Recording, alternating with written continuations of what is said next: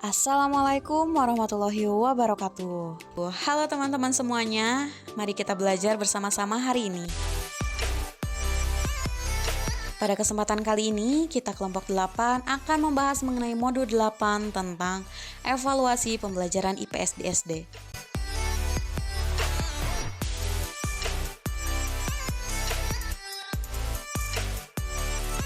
Sebelum memasuki kegiatan belajar 1, alangkah baiknya kita berkenalan terlebih dahulu. Kelompok kami, kelompok 8, terdiri dari Salwa Fauziah dan Lani Herlani. Di kegiatan belajar 1, kita akan belajar tentang merancang dan menyusun alat evaluasi dalam pembelajaran IPS SD. Apa sih yang dimaksud dengan evaluasi? Evaluasi atau penilaian adalah suatu proses sistematik untuk mengetahui tingkat keberhasilan dan efisiensi suatu program. Jadi, pada dasarnya yang dinilai adalah program, yaitu suatu kegiatan yang telah direncanakan sebelumnya lengkap dengan tujuan dari kegiatan tersebut. Aspek yang dinilai dari program ini ada dua macam, yaitu tingkat keberhasilan dan tingkat efisiensi pelaksanaan program. Penilaian juga mempunyai prinsip loh. Menurut Sapria dalam Effendi Ridwan tahun 2009, mengemukakan bahwa prinsip penilaian ini penting, yang terdiri dari valid, andal, objektif, adil, terpadu, terbuka, menyeluruh dan berkesinambungan, sistematis, akuntabel, dan yang terakhir, beracuan kriteria. Sebelum melakukan evaluasi, hendaknya kita merancang alat evaluasi atau tes. Dan kita juga harus memperhatikan tujuan tes dan penyusunan kisi-kisi tes. Sebelum membuat kisi-kisi tes, terlebih dahulu harus melihat kurikulum sekolah yang berlaku. Dari kurikulum itu dapat kita pelajari tentang kompetensi dasar atau KD, materi pokok, hasil belajar, indikator, dan setelah indikator materi dibuat, selanjutnya dibuat indikator soal atau kisi-kisi tes. Setelah merancang alat evaluasi, lalu selanjutnya kita menyusun alat evaluasi atau tes. Dalam menyusun soal atau tes, pertama-tama harus dibuat indikator tes. Seperti telah disebutkan, langkah-langkah itu sebagai berikut. Yang pertama, memilih kompetensi dasar atau KD. Kedua, memilih materi pokok, hasil belajar, dan indikator materi. Ketiga, membuat indikator tes atau TIK. Dan yang terakhir, menulis soal berdasarkan indikator tes yang telah dibuat. Kemudian yang kedua, kriteria indikator tes yang baik. Adapun kriteria tersebut yaitu membuat ciri-ciri dari kompetensi dasar yang hendak diukur, lalu membuat satu kata kerja operasional yang dapat diukur, lalu berkaitan erat dengan materi pokok, hasil belajar beserta indikator materi, dan yang terakhir dapat dibuat soal. Adapun kriteria pokok penulisan soal yaitu harus sesuai dengan indikator tes, kemudian pokok soal harus dirumuskan secara jelas dan tegas, lalu pernyataan yang ada pada pokok soal atau pada pilihan jawaban harus singkat, padat, dan jelas. Lalu, pokok soal jangan memberi petunjuk ke arah jawaban yang benar. Dan pilihan jawaban harus homogen dan logis, ditinjau dari segi materi. Kemudian, panjang rumusan pilihan jawaban harus relatif sama. Dan pilihan jawaban jangan menggunakan pernyataan seperti semua pilihan jawaban salah atau semua pilihan jawaban benar. Lalu, pilihan jawaban yang menggunakan angka harus diurutkan dari yang kecil sampai ke besar. Dan setiap soal harus mempunyai satu jawaban yang benar atau paling benar. Kemudian yang terakhir, butir soal jangan bergantung pada jawaban-jawaban soal sebelumnya. Dalam kegiatan belajar 2, di sini kita akan belajar mengenai merancang dan menyusun alat evaluasi hasil belajar IPS aspek kognitif. Apa yang dimaksud dengan aspek kognitif? Aspek kognitif dalam evaluasi hasil belajar mempunyai dua tingkatan. Pertama, tingkatan lebih rendah dan tingkatan lebih tinggi. Tingkatan lebih rendah ini terdiri dari pengetahuan atau C1, pemahaman atau C2, penerapan atau C3. Dan yang lebih tinggi tingkatannya yaitu analisis atau C4, sintesis atau C5, dan evaluasi atau C6. Sama halnya dengan evaluasi sebelumnya, sebelum melakukan evaluasi kita juga harus merancang alat evaluasi. Dalam merancang alat evaluasi perlu mempelajari kurikulum yang berlaku mengenai KD atau kompetensi dasar, kemudian materi pokok atau hasil belajar, dan yang terakhir indikator pada kurikulum untuk materi pokok atau hasil belajar yang tadi disebutkan. Rancang Selanjutnya kita menyusun alat evaluasi hasil belajar aspek kognitif. Untuk siswa sekolah dasar, aspek kognitif yang dipilih cukup mempunyai tingkatan yang lebih rendah, meliputi pengetahuan, pemahaman, dan penerapan.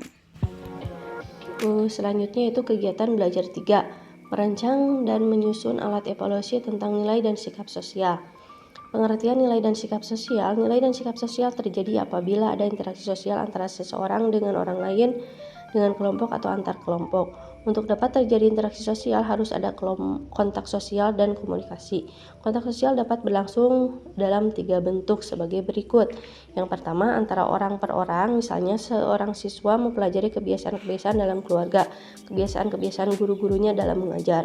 Nah, yang kedua, antara per orang dengan kelompok masyarakat. Misalnya, seseorang yang tinggal dalam kelompok masyarakat desa, dia akan mengetahui bahwa tindakannya disenangi atau tidak oleh masyarakat desa tersebut.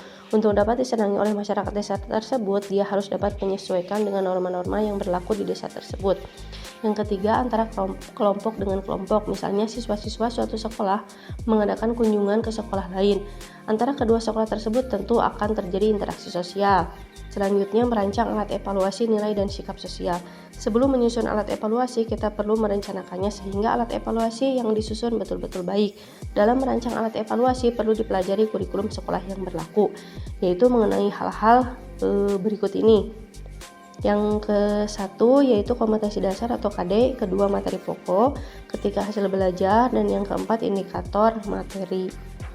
Selanjutnya yaitu menyusun alat evaluasi nilai dan sikap sosial. Alat yang tepat untuk mengukur nilai dan sikap sosial ranah efektif yaitu yang pertama skala penilaian, yang kedua daftar cek, yang ketiga laporan pribadi, dan yang keempat adalah wawancara. Selanjutnya kegiatan belajar 4 yaitu merancang dan menyusun alat evaluasi keterampilan IPS. Pengertian keterampilan IPS, keterampilan IPS adalah beberapa kemampuan baik fisik maupun mental di bidang ilmu pengetahuan sosial. Menurut Connie Semiawan dan kawan-kawan pada tahun 1985, keterampilan mendasar dalam proses berpikir dan berkarya di bidang ilmiah dapat dibagi menjadi 9 bagian, yaitu yang pertama mengobservasi atau mengamati, termasuk di dalamnya ada menghitung, mengukur, mengklarifikasi, mencari hubungan ruang atau waktu. Yang kedua membuat hipotesis, yang ketiga merencanakan penelitian atau eksperimen, yang keempat mengendalikan variabel, yang kelima menginterpretasi atau menafsirkan data, yang keenam menyusun kesimpulan sementara, yang ketujuh meramalkan atau memprediksi, 8 menerapkan atau mengaplikasi, yang terakhir yaitu mengkomunikasikan. Yang pertama ada mengobservasi atau mengamati. Observasi atau pengamatan merupakan keterampilan ilmiah yang mendasar. Dalam mengobservasi dituntut untuk menyeleksi mana yang baik dan kurang baik. Nah, yang kedua yaitu membuat hipotesis. Hipotesis atau patokan duga adalah suatu perkiraan yang mempunyai alasan untuk menerangkan suatu pengamatan tertentu. Hipotesis perlu diuji melalui penelitian atau percobaan. Perencanaan penelitian atau eksperimen. Eksperimen adalah menguji atau mengetes melalui penelitian praktis. Nah, yang keempat yaitu pengendalian variabel. Variabel penelitian atau eksperimen perlu dikendalikan. Variabel adalah faktor yang berpengaruh terhadap suatu kegiatan atau proses. Dalam hal ini, peserta didik perlu dilatih cara mengendalikan variabel. Misalnya, peserta didik diminta membuktikan bahwa tanaman yang cukup air dan pupuk akan tumbuh lebih subur jika dibandingkan dengan tanaman yang tanpa pupuk. Yang kelima yaitu interpretasi data. Kemampuan menafsirkan data merupakan keterampilan penting yang perlu dikuasai peserta didik. Yang keenam, kesimpulan sementara. Membuat kesimpulan sementara sangat penting bagi seorang yang melakukan penelitian dan eksperimen. Yang ketujuh yaitu peramalan atau prediksi. Dalam kehidupan sehari-hari kita sering membuat ramalan berdasarkan pengalaman kita. Nah, yang 8 yaitu aplikasi atau penerapan. Keterampilan menerapkan konsep merupakan kemampuan yang sangat penting bagi peserta didik. Yang terakhir yaitu komunikasi. Keterampilan mengkomunikasikan atau menyebarluaskan hasil temuannya merupakan keahlian yang sangat dibutuhkan. Cara merancang evaluasi keterampilan IPS. Yang pertama, kompetensi dasar, materi pokok, hasil belajar, dan indikator materi. Nah, yang terakhir yaitu cara menyusun alat evaluasi keterampilan IPS. Yang pertama ada materi pokok, yang kedua hasil belajar dan indikator materi. Sekian yang dapat kami sampaikan terkait evaluasi pembelajaran IPS di SD. Wassalamualaikum warahmatullahi wabarakatuh.